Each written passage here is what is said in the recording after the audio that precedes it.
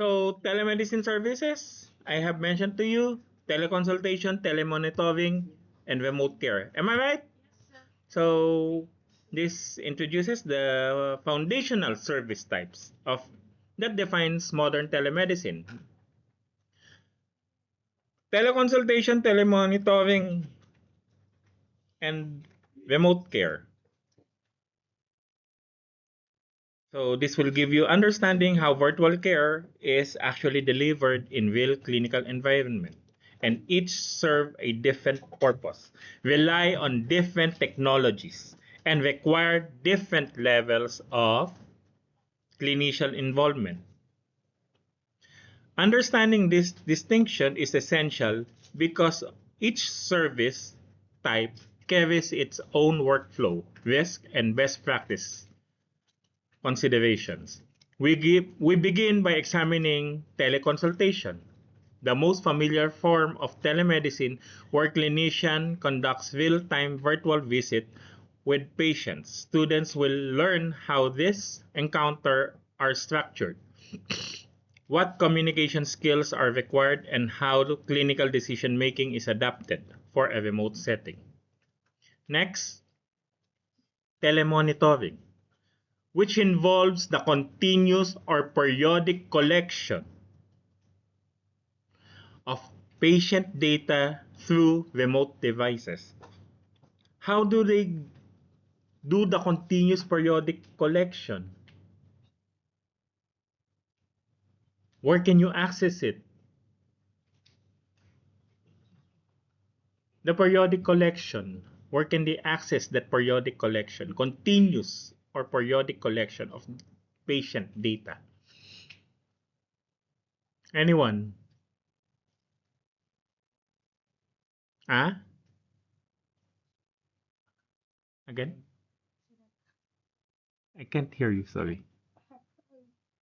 Archive. What is that archive called?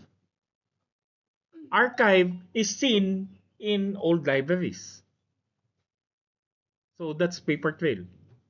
Yes, there's archive also in the computer, but what do you call this?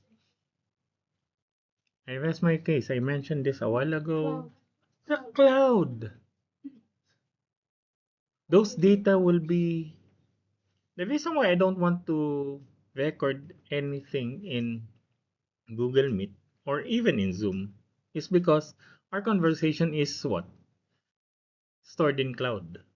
And anyone can access that if they have the right passwords and everything. In short, hackers can get that. That's why I'm just doing this, recording it. You understood? Where are we?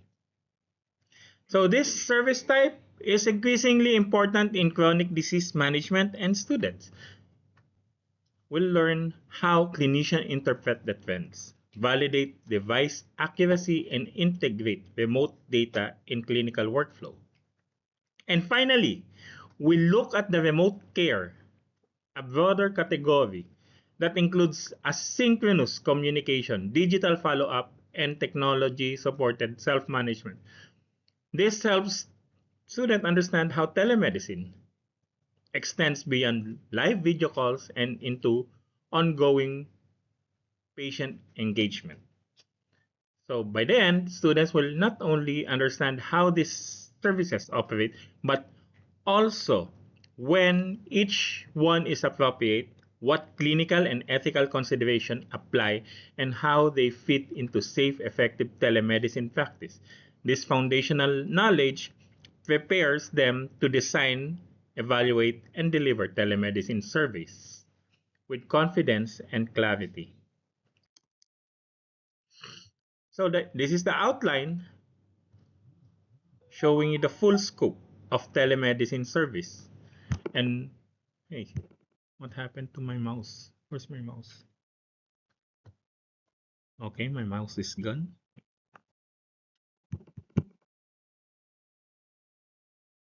Okay. And the learning objectives. At the end of the day, you'll be learning this. The contents a while ago, we'll be discussing it one by one. Can I There's a technical difficulty working. I cannot see my mouse.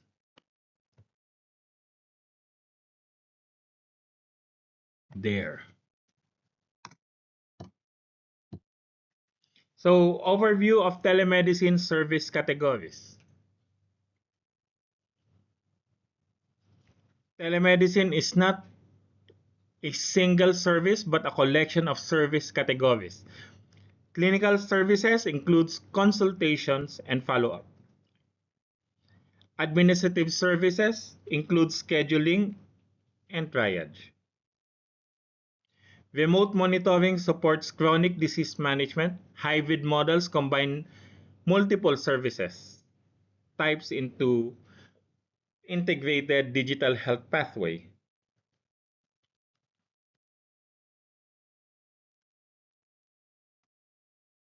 So, synchronous teleconsultation. What do you mean by synchronous? Real-time video, audio. It's like what? When we were doing online class, right? Did we do an online class during first aid? No, right? But when you are doing online class, right? You can see them. There might be up to 5 to 10 seconds delay, but still, we call that synchronous teleconsultation. Mirrors a live clinic visit using real-time video or audio to interact with patient. Next is a asynchronous model. They store it and the doctor will read it once they have time. Asynchronous model allows patient or referring clinician to send information, images, or report for later review. Hybrid models combine both approaches, improving flexibility, efficiency, and continuity of care. Telemonitoring. This is essential for chronic diseases management and post-acute follow-up. Devices such as blood pressure monitor, glucose monitoring or the glucometer, the pulse oximeter, and wearables collect physiological data from patient at home, automated system, and can generate alerts when values cross predefined threshold. What's that? Prompting clinician to review the data and decide whether to adjust treatment or escalate care. Remote care extends to clinical support into the patient's home environment. It is particularly valuable for patients with chronic condition, limited mobility, or those living in remote areas. Telehome care can include regular virtual check-ins, medication support, symptom monitoring, and virtual nursing services that help patients manage their conditions safely at home.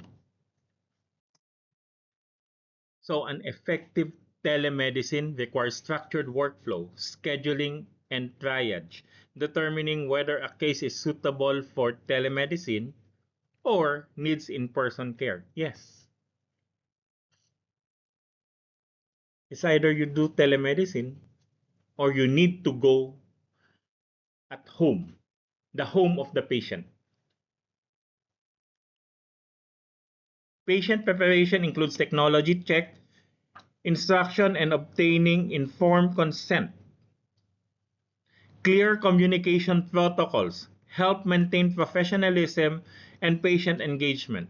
Documentation and follow-up must meet the same clinical and legal standards as traditional in-person encounters.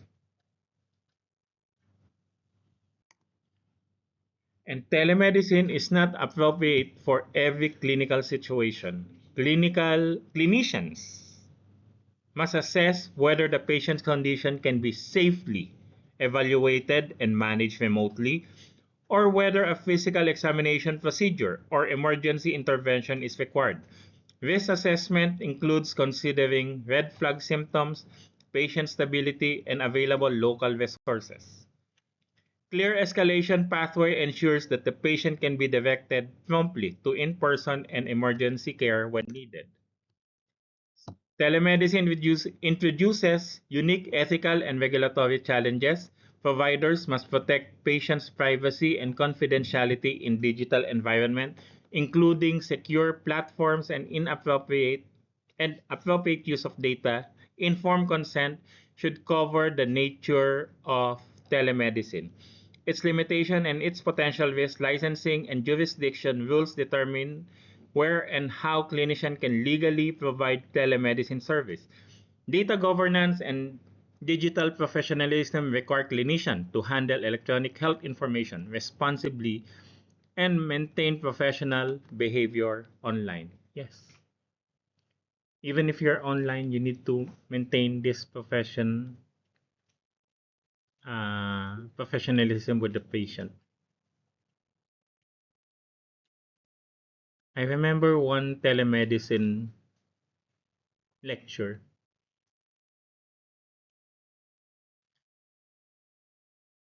One student asked me, Doc, what if the patient is giving birth? Can we do telemedicine?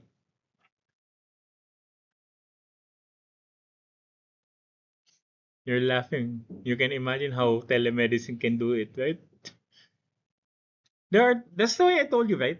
There are times that you need to know when to see the patient virtually and actual. Can you assist the patient giving birth online?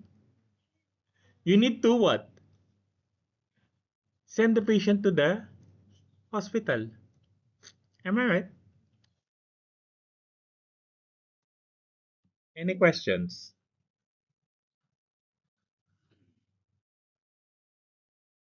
Ah, yes, Jerry Bong. You have a question?